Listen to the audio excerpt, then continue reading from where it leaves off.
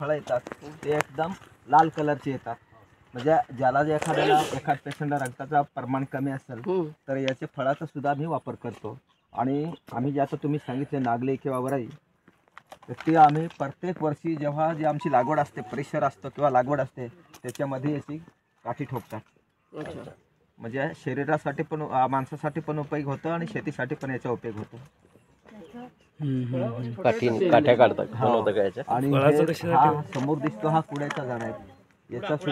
याचा सुद्धा पण आम्ही औषधासाठी वापर करतो आणि शेतीसाठी पण वापर करतो. हा शेंगा दिसतात, शेंगा आलेले का? हो शेंगा आलेल्या या दिसतात, त्या बारक्या बारक्या हो शेंगा. हो हो हे लूज मोशन्स झाले की त्याला वापरतात ना? हो. हे वन विभागाचे आहे ते सांगते.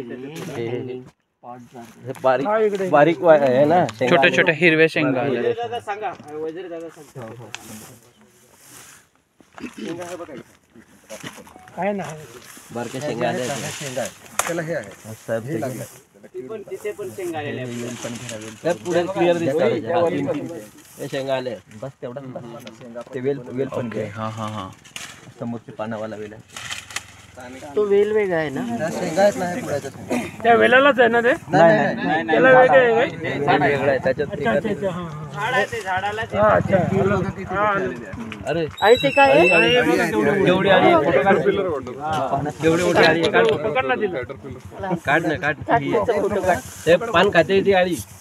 पांढऱ्या कुडाचं सांगा जरा दादा. काय कुठली आली म्हणता तिला? कॅटरपिलर. आपले हे आहे ना कॅटरपिलर. त्याच्यामध्ये म्हणजे अँटीबायोटिक आहे ना ते. असं म्हणते कोणतरी बोलले लूज. कॅटरपिलर. एक पान संपवलं का दुसरे पानावर जाणार ते. हो का? अच्छा. कॅटरपिलर. दोन बाजूंनी रंग वेगळे वेगळे तिचे. आहे का? कोस आहेत, नाही कोसचाच प्रकार आहे पण हा कोस नाही आहे. रंग बदलत असेल ना?